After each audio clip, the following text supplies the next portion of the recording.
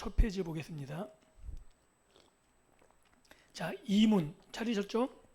자, 문답 같이 읽어보겠습니다. 같이 읽습니다. 시작. 이러한 위로 가운데 복된 인생으로 살고 죽기 위해서 당신은 무엇을 알아야 합니까? 답 같이 읽습니다. 다음에 세 부분을 알아야 합니다. 첫째, 나의 죄의 비참함이 얼마나 큰가? 둘째, 나의 모든 죄와 비참함으로부터 어떻게 구원을 받는가? 셋째, 그러한 구원을 주신 하나님께 어떻게 감사를 드려야 하는가를 알아야 합니다.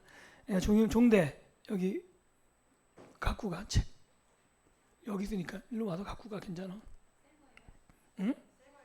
뭐가? 새 걸로 여기 있는 거. 종혁이도.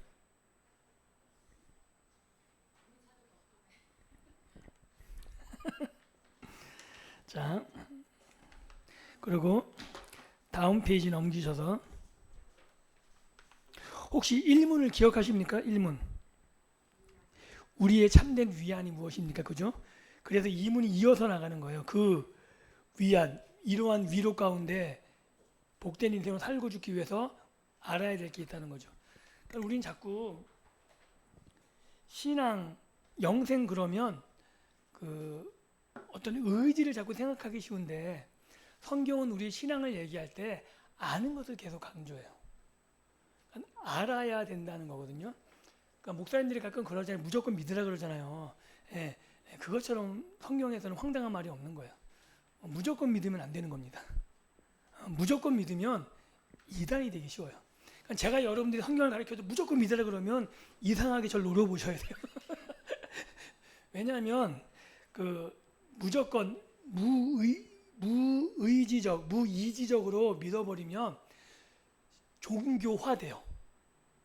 그러니까 이단들이 그런 거잖아요. 자기가 편집하고 자기가 짜집게 한 것들을 그냥 믿으라 그러잖아요. 근데 성경은 중요한 거를 알아야 되는 거예요. 하나님을 아는 게 그게 신앙이고요. 그래서 그 에스라 느헤미야 같은 경우는 이스라엘 백성들이 자기네 잘못을 깨고 막 안식일 날 울거든요. 그때 학사 에스라가 뭐라 그러냐면 울지 말라. 여호와를 아는 것이 너희의 힘이라 그러거든요. 그러니까 율법을 통해서 이스라엘 백성이 깨달으니까 자기의 무능력함 때문에 어찌할 바를 모르는데 에스라는 그 반대적으로 그러지 말아라. 하나님을 네가 알게 됐다면 이것이 너에게 가장 큰 힘이 되는 거라고. 그러니까 우리가 성경 공부를 하고 설교를 하는 것도 마찬가지입니다. 어떤 좋은 말을 듣기 위한 게 아니고 하나님을 아는 과정을 거치는 거예요. 그러니까 쉽게 여쭤볼게요. 제가 설교하잖아요. 그 말이 다 맞아요? 어떻게 생각하세요? 무조건 다 믿어야 돼요. 제가 한 말을 설교 시간 40분 내내 한 말을? 하나님 말씀인가요, 그게? 맞다고 생각하고 믿으시는 거예요? 앞으로 막 하다가도 궁금한 거 있으면 그 자리에 서고 질문하면 그래야 돼요, 진짜. 그러면 제가 딴 말하면 어떡하실 거예요? 저를 그렇게 신뢰할 하세요? 그렇기 때문에 사도 바울이 그 베레아 쪽에 그러잖아요. 그들이 말씀을 받고 그런가 아닌가요? 상고하고. 그러니까 성도님들은, 권사님들은 제가 말씀을 여기서 선포하면 아멘이 중요한 게 아니고요. 그런가 아니한가를 늘 살피셔야 됩니다. 그래야지 저도 딴만 못 품고요. 그래야지 저도 바르게 알고 노력하지. 성도님들이 아무 생각 없이 저만 쫓아오면요. 저 여러분들 속이기 쉬워요. 같이 망하는 겁니다. 그러니까 내 말이 맞는 게 아니고요. 뭐가 맞는 거예요? 하나님 말씀이 맞는 거예요. 그러니까 제가 하나님 맞는 말씀을 맞게 전하는가를 늘 살펴보셔야 되고요. 이상하면 브레이크 거셔야 되고요. 그래야지 같이 안 망합니다. 그 같이 망한 결과 신천지가 나오는 거고요. 통일교가 나오는 거고. 이렇게 가는 거예요. 그러니까 이단들이 다 성경 갖고 출발한다 그러잖아요. 그런데 왜 그렇게 추정하고 왜 따라가 같이 망하냐면 그것에 함께 그 말이 맞는가 그런가를 생각해 보지 않는 거예요, 사람들이. 예. 그러니까 어떻게 돼요? 맞는 말 하시겠지. 그러니까 이상한 말해도 가족이 다 깨지고 그러자는 거잖아요. 그런데도 그거 맞다고 가는 거 아니에요. 그런데 우리 교회도 마찬가지, 맞는가 아닌 맞는가를 이렇게 확인하지 않으면 은영슬쩍 성경 말씀 가지고 여러분들을 내가 착취할 수도 있는 거거든요. 그러니까 인간이 그렇게 약한 겁니다. 제가 말씀을 바르게 전하고 그 말씀을 같이 상고하면서 맞는 말씀을 가지고 힘있게 같이 세워져 나가는 것, 그게 굉장히 중요하고요. 그래서 요리문답이 중요한 겁니다. 왜냐하면 이게 요리문답이 우리나라 뭐 수능 교재 이런 것처럼 한 게 아니고요. 그 당시에 신앙의 사람들이 무엇을 고백할까, 하나님이 어떤 분인지 아는 바, 그들이 경험한 아는 것들을 적어놓은 고백이 신앙 고백입니다. 사도신조가, 보통 우리가 신앙 고백한다 그러잖아요. 사도신조가 그 당시 초대교회 성도들이 하나님을 경험해서 안 것을 문자로 신앙으로 고백한 내용을 기록한 거거든요. 즉 그 당시 성도들이 자신들이 안 것을 고백한 그것이 맞기 때문에 오늘 우리들도 동일하게 고백하는 내용. 그래서 교리가 중요한 거고요. 그래서 교리의 내용을 통해서 내가 만난 하나님하고 이 고백의 하나님이 그 옛날 고백한 내용이 같구나, 이것을 확인해 나가시는 거예요. 다르다면 문제가 있는 거거든요. 자, 그래서 한 장 넘기셔서 하이델베르그 요리문답 제2문은 걸림돌입니다. 여기서 간과하기 쉽지만 무척 중요한 단계 하나를 밟고 지나가야 합니다. 사실 앞에 1문을 접했을 때 독자는 곧바로 그렇게 사는 것이 좋겠구나, 참된 위로를 대해서 배웠으니까 그렇게 생각이 들어야 되는데, 내 인생은 내 것이 아니요 예수 그리스도의 것입니다 라는 대답 앞에서 그렇지, 그것만이 진정한 위안이지, 나도 그렇게 고백하고 살고 싶어, 그렇게 사는 것이 진짜 복된 삶이지 하는 생각이 들어야 하고, 그 상태에서 2문으로 넘어와야 하는 겁니다. 즉 1문이 지식적이 아니라 마음속에 그런 고백이 되지 않으면 2문은 더 큰 걸림돌이 된다는 거예요. 그래서 요리문단의 행간, 그 의미를 살펴보면 이런 거예요. 그런데 무슨 소리냐, 내 인생은 내가 사는 것이지 왜 남의 것이래, 그리스도를 아는 것이 뭐가 그렇게 좋은 일이야, 예수 믿으면 돈이 생겨 떡이 생겨라고 생각한다면 이렇게 복된 인생을 살다 가려면 무엇을 알아야 하는가라는 이 문의 질문을 도저히 이해할 수 없을 것입니다. 그게 뭐가 복된 인생이냐 하는 것입니다. 그래서 이 문은 단순하지만 쉽게 넘어갈 수 없는 걸림돌입니다. 그 부분을 해결하지 않은 채 다음 문답으로 넘어갈 수 없다는 이야기입니다. 즉 1, 2문이 해결되지 않으면 나머지 모든 분들은 성경 공부 정말 지식만 배우는 거예요. 지식만. 근데 제가 계속 강조하는 건 16세기 성도들이 고백한 내용이 오늘 우리들이 동일하게 고백해야지 의미가 있는 것이고, 그렇게 고백할 때 하나님을 안다라고 말한다는 거예요. 이게 경험적 지식이라는 거거든요. 성경에서 말하는 안다라는 건 이론적 지식, 이성적 지식이 아니고 늘 경험적 지식이라는 거. 그게 굉장히 중요합니다. 그래서 만약 어물쩍 넘어간다면 요리문답의 의도가 독자에게 전혀 적용되지 않습니다. 한참을 공부하더라도 공부하는 과정 내내 피곤합니다. 물론 지금 당장 이 페이지에서 해결하시라는 뜻은 아닙니다. 하이델베르크 요리문답을 제대로 공부하시려면 문답이 품고 있는 뜻을 하나하나 분명히 짚어봐야 한다는 뜻입니다. 그런 복된 인생을 살다 죽으려면 이라는 표현 앞에 진솔하게 마주 서시기를 바랍니다. 그래서 다시 한번 이문 답을 읽어볼게요. 1장 앞으로 와서 다시 한번 같이 읽습니다. 문과 답을 시작. 이러한 위로 가운데 복된 인생으로 살고 죽기 위해서 당신은 무엇을 알아야 합니까? 답 시작. 다음에 세 부분을 알아야 합니다. 첫째, 나의 죄와 비참함이 얼마나 큰가. 둘째, 나의 모든 죄와 비참함으로부터 어떻게 구원을 받는가. 셋째, 그러한 구원을 주신 하나님께 어떻게 감사를 드려야 하는가를 알아야 합니다. 어떻게 보면 이 이문, 앞으로 펼쳐진 모든 문답이 이문을 해설하는 것과 별반 다르지 않음을 알게 될 겁니다. 그리고 다음 페이지로 넘어가기 전에 우리가 먼저 볼 게 뭐냐면 이게 세 부분으로 되어 있는데요. 이 마지막 두세 장, 세 장째 뒤에서 세 번째 인간의 상태라는 것을 먼저 배우고 앞으로 갈 겁니다. 이게 굉장히 중요한 거라서 찾으셨어요? 뒤에서 세 번째 인간의 상태. 이 부분이 머리가 아니라 정말 그렇더라고 인정하고 받아들이면 이 문에 하이델베르크 그 이문이 그리고 그 답이 이해가 되는 거죠. 자, 제가 읽습니다. 인간의 상태. 인간이 영적으로 얼마나 무지한지를 고발하는 로마서의 용법은 창조주를 몰라보고 피조물을 조물주처럼 섬기는 전도된 뒤바뀐 종교성, 동성애, 폭력, 비열, 저급 등 온갖 도덕적 결핍과 일탈로 요약된다.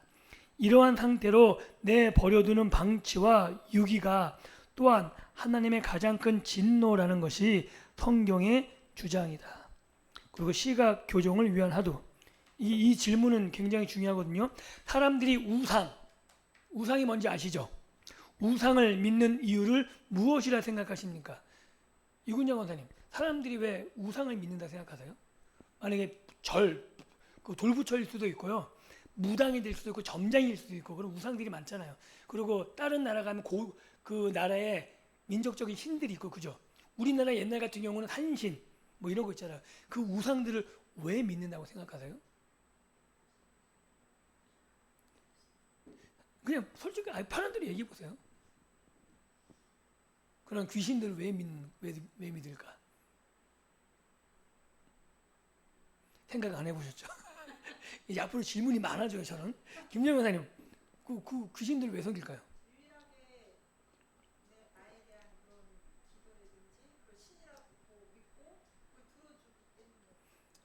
들어주나요? 근데 안 들어주면 어떻게 돼요? 그러니까 그 귀신들이 우상들이 그 기도를 들어줘요, 안 들어줘요? 어떻게 생각하세요? 들어줍니다. 그러니까 믿어요. 그들은 나타난다고 확신하죠. 쉽게 얘기하면 평범한 사람들은 우연인데 그렇게 기도하고 그 일이 이루어지면 응답을 받았다고 생각하겠죠. 거기서 빌었는데 평생 응답이 없는데 믿을까요? 안 믿어요. 사람들 그렇게 어리석지 않아요. 우상을 왜 믿냐면 복이 떨어지니까. 그리고 그걸 배반하면 화가 나에게 닥친 걸 경험했기 때문에 믿는 겁니다. 그러니까 우리는 자꾸 착각하는 거예요. 그 우상들이 아무 기도의 응답이 안 된다. 아니요. 그들은 받았다고 확신해요. 그런데 우리는 알죠. 그 뒤에서 누가 조종하고 있다는 사실을? 사단이. 그러니까 사단이 어리석지 않고요. 그러니까 우리는 계속 그렇게 착각하는 거예요. 우리는 하나님만 응답하시고 저들 아니에요. 그들도 그들 나름대로의 그런 신앙적인 잘못된 신앙이지만 신앙적인 경험이 있는 겁니다. 그럼 신천지는 단지 이론적일까요? 아니요. 핵심적인 사람들은 돈이 떨어져요. 교주 밑에서 빌붙어서 교주가 주는 돈이 그 교주가 많은 신이 주는 걸로 믿어요. 이해 되십니까? 인간은 어리석지 않습니다. 그러니까 우리가 착각하는 거예요. 그 우상들이 야 너는 응답도 못 받았는데 왜 믿냐? 아니요. 응답이 있는 거예요. 그러니까 믿는 겁니다. 예. 그들도 그들 나름대로의 경험을 갖고 믿는 거예요. 그렇기 때문에 전도가 쉽지 않죠. 왜? 그들 보기에는 자기들이 믿는 거나 우리가 믿는 거나 똑같거든요. 그러니까 그 고대에도 바벨론의 신이 여호와 하나님의 성전이 우습게 보이죠. 우리는 솔로몬의 성전이 가장 크고 화려하다 싶잖아요. 아닙니다. 그 당시 고대 열방 가운데 정말 초라하게 짝이 없는 신이에요. 성전도.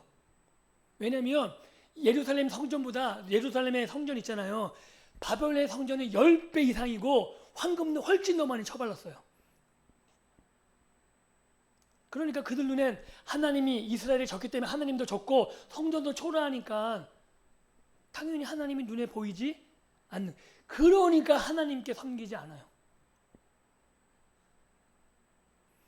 그러니까 우리는 성경의 있는 걸 지식적으로 배우다 보니까 이런 거에서 자꾸 놓치는 거예요. 그래서 사람들이 우상을 믿는 이유는 착각이나 어리석음이 아닙니다. 그들 자신대로 거기에 대한 경험들을 가지고 그 경험치에 따라서 아니면 그게 내가 비는 그 무엇이 나에게 복을 주거나 내가 그것을 배반할 때 화가 오는 게 두렵다는 거죠. 한번 여쭤볼게요. 제가 여기서 우리에게 그냥 지금 딴 데 교회 가면 하나님이 저주하실 겁니다. 그러면 저주가 임할 거야 떠나가면 어떻게 생각하세요? 제가 목사인데 제가 여러분들에게 이것을 떠나가면 저주가 임할 거라고 그랬어요. 그럼 떠나가면 저주 받아요? 하나님이 저주 주세요?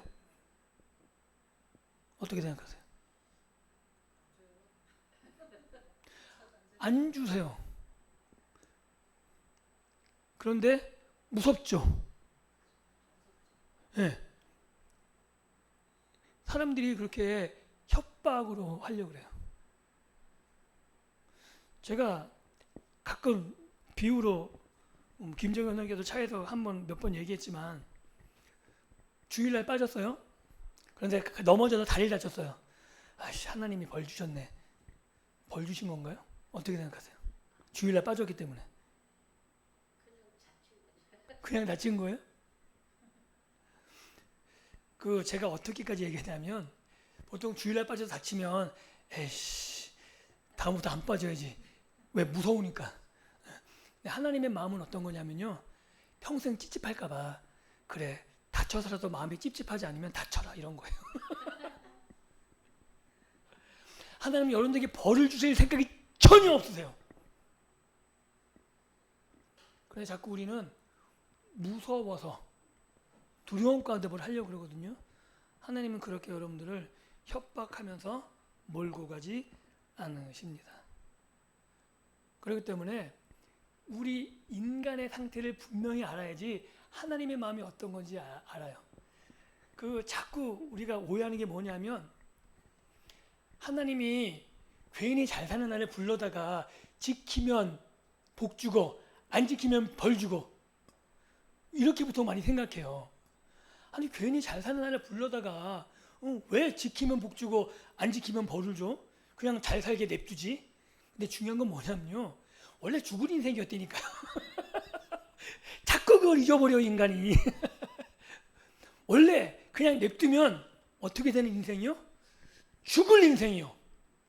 죽을 인생인데 불러다가 죽지 말게 불러다 놓고 지키면 복 주고 안 지키면 죽는 게 아니라 두드러 패서라도 살리는 게 하나님이세요.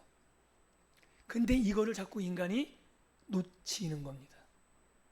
그래서 자꾸 어떻게 해요? 하나님이 무섭다는 거예요. 하나님의 마음은 살리시기 원하시는 겁니다. 제가 아내하고 김종관 선생님 얘기한 건데 이구정 선생님 못 들으셨으니까 얘기했었나 그때? 우리 목사님 동기들 모임에서 한번 논쟁이 붙은 적이 있어요. 한 목사님이 단톡방에 올리셨어요. 강아지가 죽었는데 유족들이 그 강아지 죽은 사람들이 장례를 개가 죽었으니까 개를 장례를 치러달라고 개를 천국에 보내달래요. 그래서 논쟁이 붙었어요. 개는 천국에 갈 수 있을까 없을까? 어떻게 생각하세요?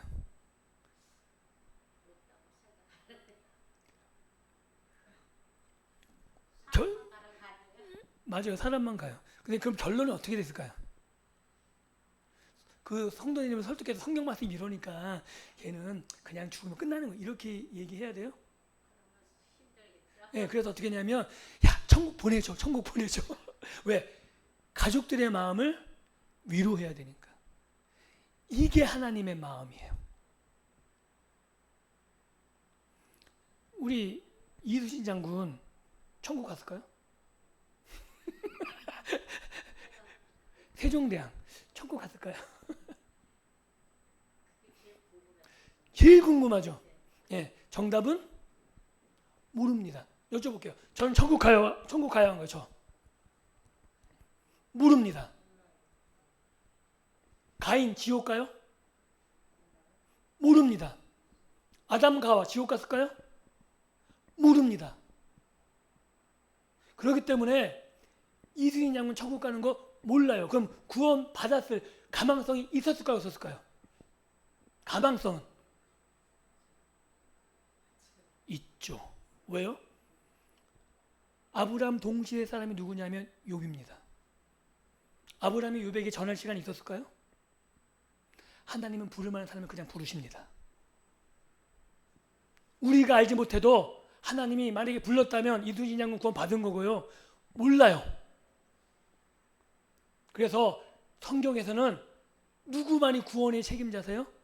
하나님만이. 그 외에는 누구도 몰라요. 가룟 유다조차도 지옥 갔다 말하지 않습니다. 그 대신 성경은 뭘 강조하는 거예요?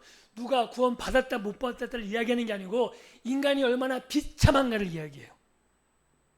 그리고 그 비참함에서 구원하기를 원하는 하나님의 마음을 이야기합니다. 그리고 성경이 강조하는 건 모든 사람이 구원 얻기를 원하신다. 그래서 지금도 교회 안 다니고 죽은 사람들 장례식장 가면은 뭐라 할 말이 없잖아요. 어떻게 해야 될까? 그러면 제가 꼬치꼬치 캐물어요. 꼬투리 하나 잡기 위해서.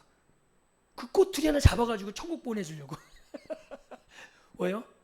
남은 사람들 위로하고 그들에게 복음을 전하기 위해서. 그리고 그렇게 꼬투리 잡아서 천국에 보내고 싶은 게 하나님의 마음이실 걸 제가 아닐까요? 하나님은 어떻게 해서든지 구원시키기를 원하시고요. 무슨 방법을 동원해서라도 지옥 가기를 원치 않으십니다. 그래서 우리의 비참한 상태를 알 때 그 하나님이 얼마나 은혜로운가를 우리가 확인할 수 있게 되는 겁니다. 그런데 그것을 가장 방해하는 게 뭐냐면 우리가 자꾸 비참하지 않다는 생각하는 것. 그리고 우리가 경험적으로 다른 것과 하나님이 자꾸 같다고 생각하게 만드는 존재가 있다는 거예요. 그거를 좀 확인해 나가는 시간이 되기를 원합니다. 그 다음 이어갈게요. 현대로 진행될수록 인간은 무한한 가능성을 가진 존재들로 자신들을 진단해 왔습니다. 그래서 자꾸 긍정하는 거죠. 인간이 얼마나 괜찮은지를. 그래서 하나님을 섬기는 것과 같은 종교적인 분위기는 시대에 뒤떨어진 것으로 생각하여 업신여기는 경향을 보입니다. 그래서 아직까지 교회 다녀? 야, 그렇게 교회 다녀서 뭐 하는데? 이게 세상의 판단이고 세상의 기준이에요. 하나님 없이도 괜찮다는 거죠. 그러나 본문은 이러한 현대인들의 생각이 얼마나 모든 덩어리라는 것과 그들의 본성이 무엇인가를 정확히 제시합니다. 그래서 그 로마서가 교리적인 부분이 굉장히 많은데 로마서 전체의 내용은 뭐냐면 소크라테스가 말한 거 있죠. 내 자신을 알라. 거의 그 수준에 인간이 내 본성이 얼마나 비참한지를 아주 적나라하게 지적하고 있는 게 로마서 1장의 내용입니다.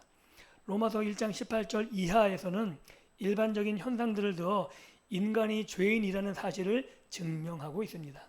가장 대표적인 예로 인간은 자기가 스스로 만든 우상에게 절하는 우스운 짓을 하고 있다고 지적합니다. 여쭤볼게요. 우상은 스스로 생겨난 존재일까요? 우상은 스스로 생겼나요? 귀신들이 스스로 생긴 건가요? 아니, 인간들이 다 만든 거예요. 그죠? 그래서 형상에서 누가 만들어요? 누가 빚어요? 인간이요. 그러니까 인간이 만들면 생각해 보세요. 만든 게 뛰어난 거예요? 아니면 빚어진 게 뛰어난 거예요? 당연히 만든 존재가 뛰어난 거잖아요.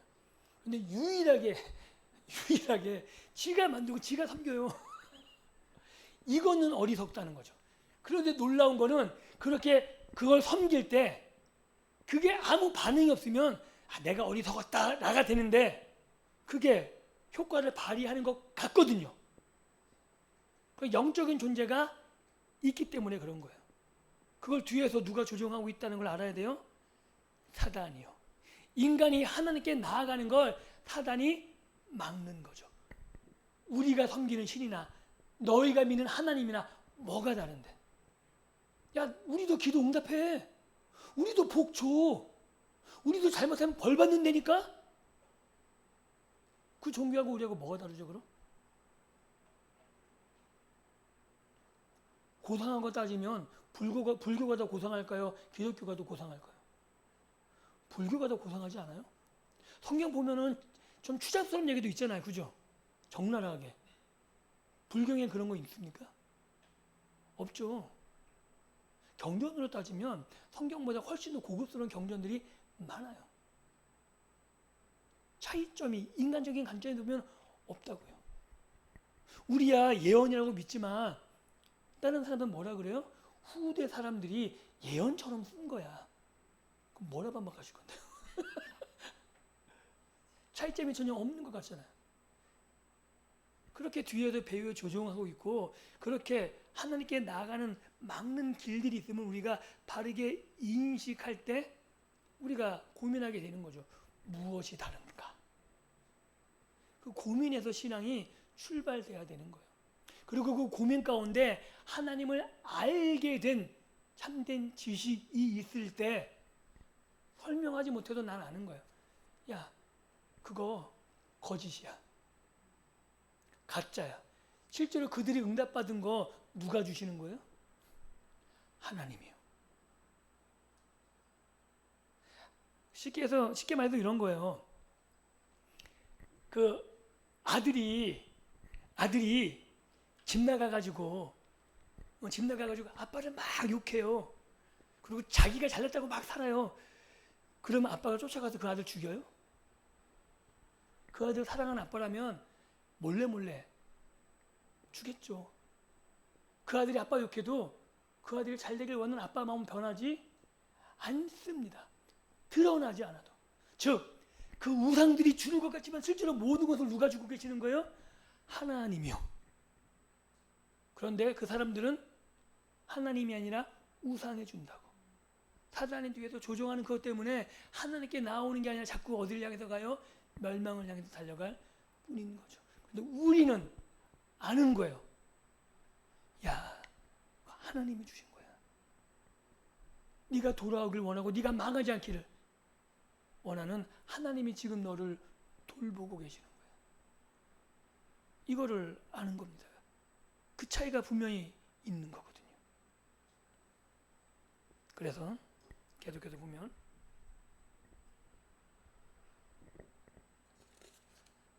(1장 19절에서) 말하는 하나님도 기독교인들이 말하는 여호와 하나님을 말하는 것이 아닙니다. 즉 이방 사람들도 우리나라 얘기하면은 하느님, 옥황상제 이런 거 얘기하잖아요. 그러니까 우리가 믿는 하나님하고 다른 종교에서 말하는 하늘에 계신 신 다른 거거든요. 다른 거. 그런데 그들이 그렇게 신을 말한다 할지라도 잘못됐다는 게 왜냐하면 인간은 아담의 타락 이후 그 영이 죽어있는 상태여서 하나님을 알 능력이 없기 때문입니다. 즉 이름을 말한다 할지라도 그들은 하나님을 경험할 수 없고 알 수 없는 거죠. 왜냐하면 죽었기 때문에. 우리는 자꾸 놓치는 게 뭐냐면 그들이 우리 말을 알아듣는 것 같으면 우리가 잘 말해서 설득했을 거라는 착각을 하는 거예요. 아닙니다. 그들은 실상 죽어있는 상태라는 거죠. 그래서 여기 있는 이 목사님이 아주 비유를 그럴듯하게 하셨어요. 어느 정도로 알 수 없는가 하면 지렁이가 매니큐어를 생각할 이유가 없는 것과 비슷합니다. 왜냐하면 각질이 없는 지렁이가 매니큐어를 생각할 이유가 어디 있겠습니까? 그 정도로 인간은 하나님께 대해 무지하며 하나님과 어떤 관계도 맺고 있지 못한 존재입니다. 여기서 하나님을 알만한 것이라는 말은 인간이 본성적으로 갖고 있는 초자연적인 것에 대한 종교성이라고 말하는 것. 즉, 신은 있는 것 같아. 이 정도의 감각은 있다는 거죠. 그리고 스스로 채울 수 없는 뭔가를 알고 있는 것 같은 비스무리한 것들. 그러나 성경이 말하는 하나님은 진짜 알지 못하는 상태를 말하고 있는 겁니다. 그렇게 그들이 초월적인 존재에 대한 그런 갈망을 갖고 있는 그 이유는 인간이 피조될 당시에 대한 어렴풋한 기억이 인간의 본성에 남아있기 때문이라고 합니다. 그래서 20절에서 말하고 있는 것처럼 로마서 1장 20절입니다. 자연을 통해 초월자를 찾는 마음을 더욱 자극받게 되는 일이 생겨납니다. 왜냐하면 자연과 인간은 모두 한 창조주에게서 피조된 형제이기 때문에 자연을 보면 창조주에 대한 어렴풋한 향수를 느끼게 되기 때문입니다. 이들이 자극받는 하나님의 존재는 여호와 하나님이 아닌 조물주, 창조는 된 것 같아. 그냥 될 수는 없어. 그래서 요새 사람들이 어디까지 생각이 바뀌었냐면 유신 진화론까지. 어떤 하나님은 모르겠고 신은 있는 것 같아. 그런데 신은 있는 것 같은데 진화도 있네. 진화도 거부 못하는데 그러나 처음 시작은 그냥 된 것 같진 않아. 여기까지 과학자들하고 좀 철학자들 이런 사람들이 합리적으로 낸 결과가 뭐냐면 과학적인 발견은 무시할 수 없고 그래서 진화는 된 것 같은데 그런데 그냥 출발한 것 같지는 않고 우연으로 시작된 것 같지 않고 그래서 그들이 합의한 게 뭐냐면 유신 진화론이란 것이 지금 과학계에 팽배합니다. 그건 나중에 제가 또 설명을 드릴 거고 그래서 이들이 갖고 있는 신에 대한 개념이 정당한 거 그것조차도 정당하지 않다는 거죠. 그래서 로마서 1장 22절 23절에 더욱 분명하게 드러납니다.